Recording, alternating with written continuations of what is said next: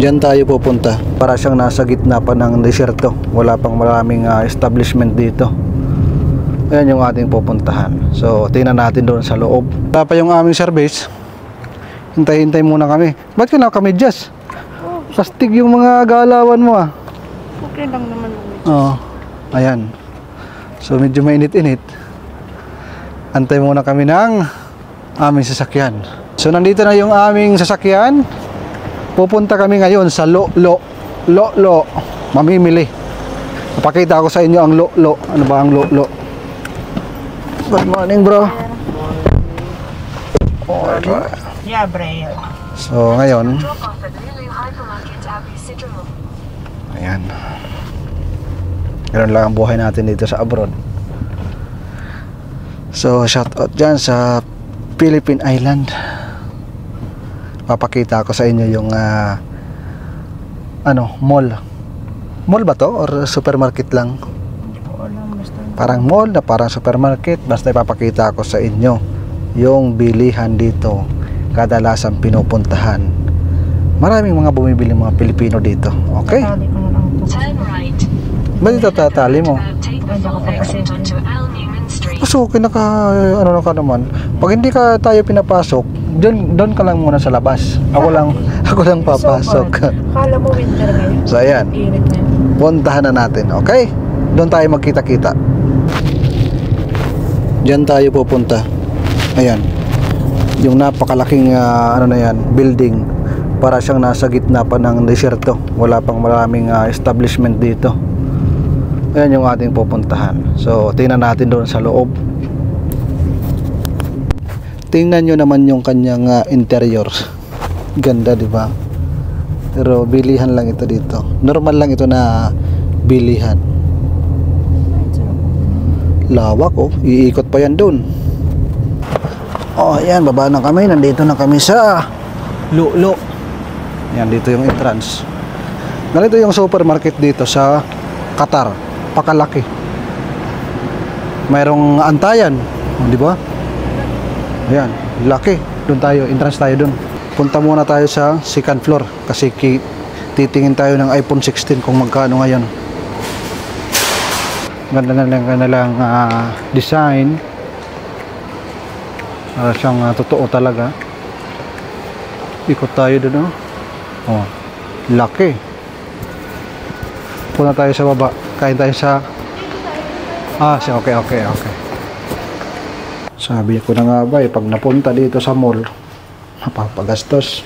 Sukat natin. Parang hindi laking bukid Dito natin. Grabe, parang si Joaquin Bordado.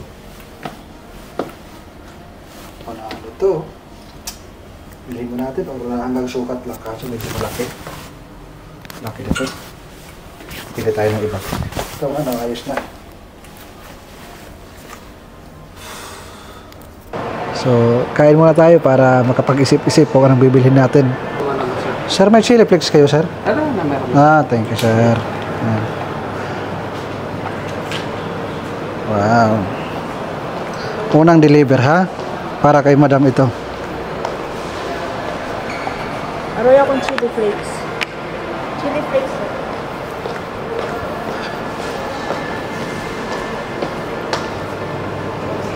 Andito lang ito sa Abu Sidra kung gusto niyo magpunta din. Pag nahulog, bahala na kay misis naman to, hindi naman to sa akin. Joke lang. Patanggal, mahal. Alright. Dito sa Qatar, meron ditong may book na tinatawag. So buy one take one. Ayan Bili ka ng isa, may kasamang isa siyempre. So yan yung ating in-order dito sa Chowking bago tayo mag-supermarket. Kain muna tayo. Pulo kaya ito ng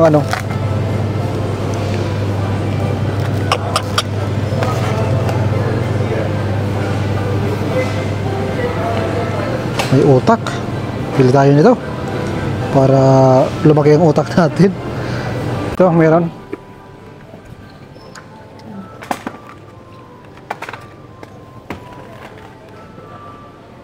Ikot tayo mga kaibigan. Ano pa ang kailangan mo? Ang ganda dito magbili ng mga kailangan natin. Kasi hindi crowded. Ang ganda. Daming choices, napakalawak.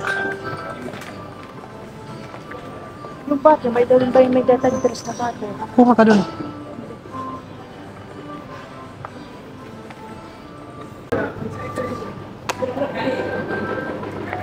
Ito yung cheese dito. Magkano to? Ah, butter pala to. 3.78 real. Pakahiwa na. Punta na lang ko dun sa mga pagkain. Ng mga ready na.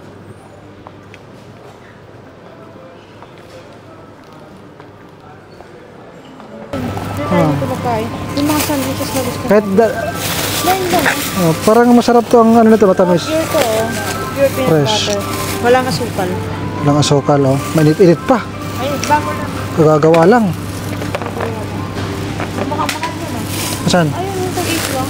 Kaso, Africa yan eh. Ito, tingnan mo naman, Australia yan. Oh, ano ba? Ikaw parang kinupan mo yung bansa ah. Makakalaman mo. Ito. Apple. Napakabango dito. Apple. Apple.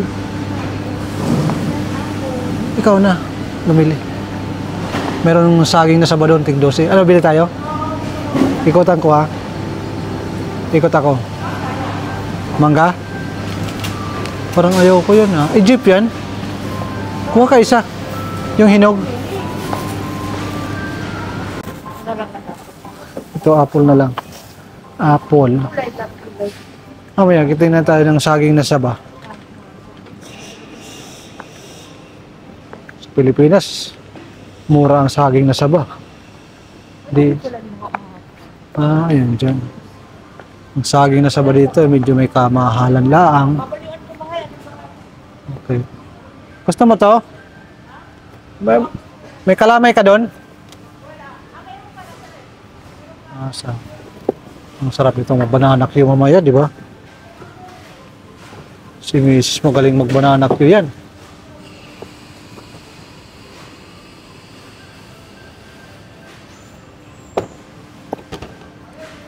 Ang presyo dito, this is a Philippine banana, 12.50. Times nyo lang sa 15, yan ang presyo niyan sa equivalent to Philippine money. Pagbibigyan ko si Mrs. kasi gusto niya to. Pero pipiliin ko yung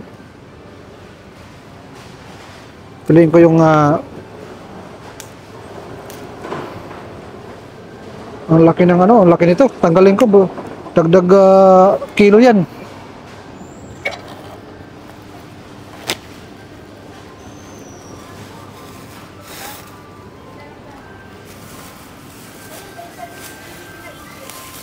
Meron ano? Try natin.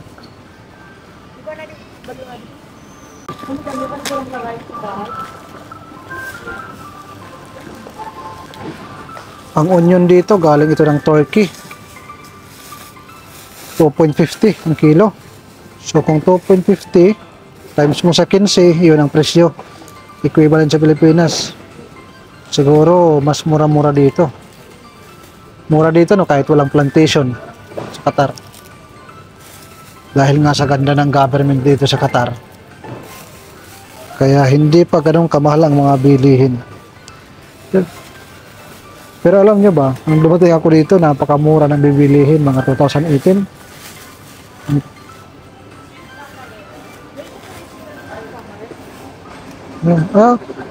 Pinisan na nila yan eh. Hindi na buo. Hindi na pinitpit nila. Huwag na. Bawang. Tingin ka kung ano.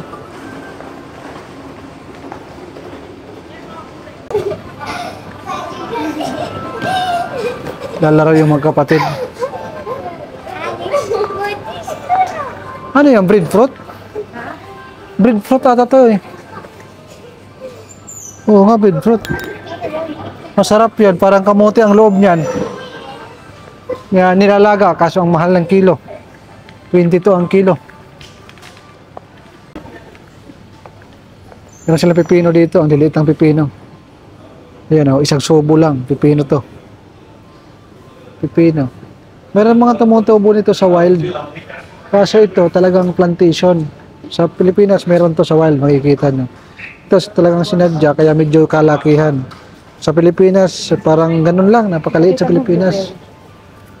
Oh, wow. Blueberry, 7 real. Mura na yan dito. Ang price niya nasa 24. This one. Ayun. Mayroong curry lemon. Curry lemon. Puti oh. Para siya. Para lemon. Hindi. Baka ito yun. Hindi, yung bitter gourd white. Pala yan. Halap. Ito, binibenta dito. Yung balani. Puno ng saging. Ano yun? Puno ng saging. Mahal. Magkano? Papakilo mo pa. Okay. Kalabasa nakahiwa na.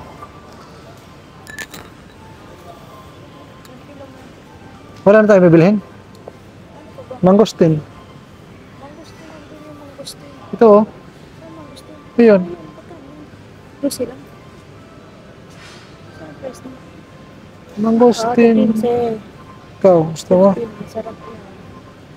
Ikaw, kung gusto mong bumili, why not?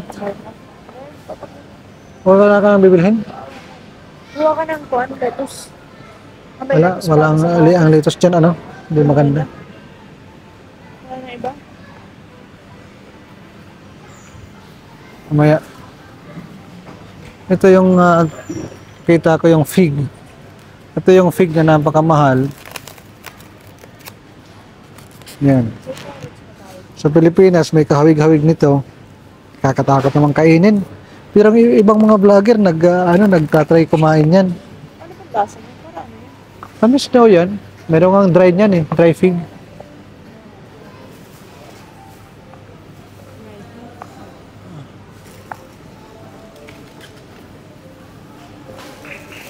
Kadyan, dito sa likod.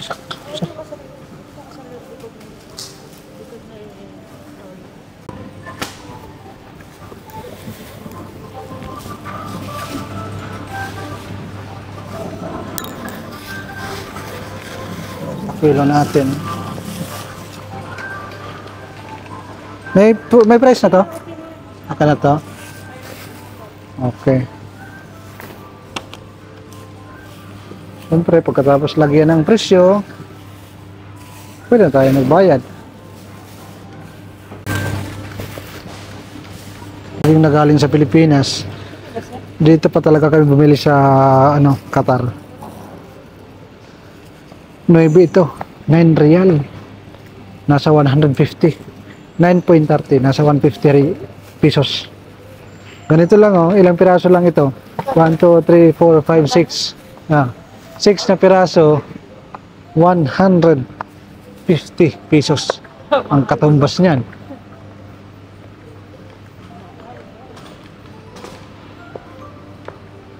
Sarap ditong mamili na. Fresh milk, ano mang kailangan mo? Huwa ka na lang na isang fresh milk. Where? Parang hindi ako nag-buy. Where? Saan? Dito. Ito yung fresh milk, low fat. Magkano to? 8. 8 real. Dapat may 7. 8 real, mga nasa 120 sa Philippine money. Ano yan, matamis? Ano naman? Diba pakita ko sa'yo yung mambusa ko? Parang ang sarap. Yung mga Pilipino delicacy dito. Mga blanca. Mga blanca. That's it. Mga Pilipino, wag na yan. Pura Caramel. May pichi-pichi. matamis na yan. Kukuha lang ako ng isda. Kunin ko yung isda na pinalinisan ko. Saan? Mango. Try mo. Kuha ka. Kalat. Konti lang. Kuha ka. Hindi talaga maiwasan pag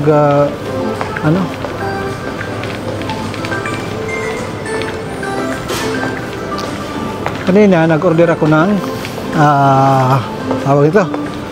nag-order ako ng isda doon. Stock yun for 1 week. Papakita ko sa inyo na ulo.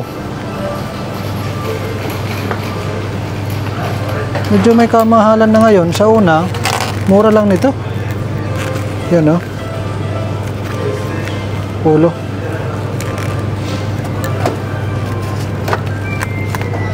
Minsan meron lang 15 real dyan. Ano sila kabayan? Wala na makikita dito. Mamili. Kunin ko muna yung ating isda. Yung boses ko hindi ko linalakasan kasi siyempre nandito tayo sa public. Ira magsisigaw tayo dito, di ba? Maraming tao nakapay. Paano ito sa atin? Kapaikot. Ayan yung bilihan ng isda. Napaka-fresh. Napakalinis, oh. Ganda, no? Yan yung ating mga pinamili. Kunin ko yung isda. Ito na yung kanyang 9 real. Ganun lang kalaki ang kanyang 9 real. Kasi 26. Saan yung ating isda?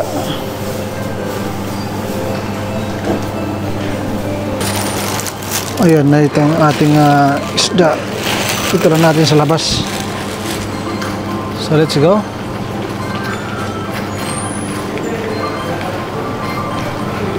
Bayad na tayo?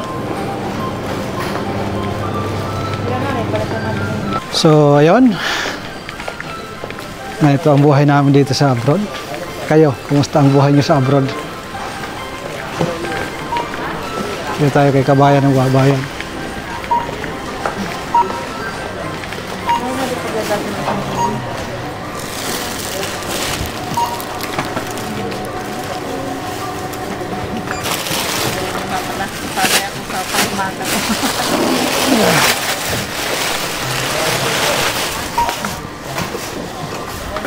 Ano hindi dadalhin? Ayun na tapos na.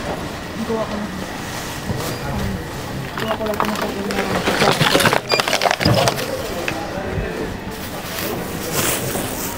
Bayad time. Bayad. Sabihin mo dalawa yung tubig. Ali, dalawa.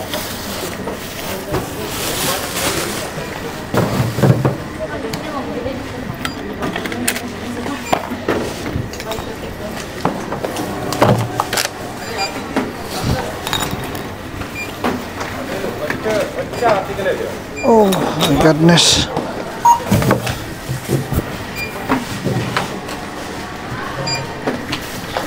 Ayan.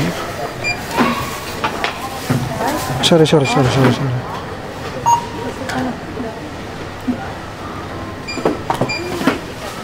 ayan, tapos na kami mamili. Hihintay muna kami ng aming sasakyan. Ganda dito, oh. Ang linis. Nagagandahan ako dito sa kanilang interior, oh. Original yan, oh. Tunay yan. Ito, moss. Kaya kong gumawa ng ganito. Yan nga, tinanggal na siguro ng mga bata, oh. Sayang yung design. Totoo ito, oh. Ginagamit ko ito sa mga flower shop. Ayan. Ginagamit ko yan sa aming flower shop na tinatrabahoan ko. Ang ganda, oh. Yan yung kanyang interior, oh. Panalo, di ba? Gusto ko meron akong ganyan sa bahay. Mayroong part ng wall na ganyan. Astig, di ba? Bibihira mo lang yan makikita. Lahat ng inyong nakikita, ito lahat, hindi po yan artificial, totoo yan. Ito totoo yan. So ayun lang yung ating mga ginawa ngayong araw na ito. Kadarating lang namin dito sa bahay. So kung muna yung makaasikaso.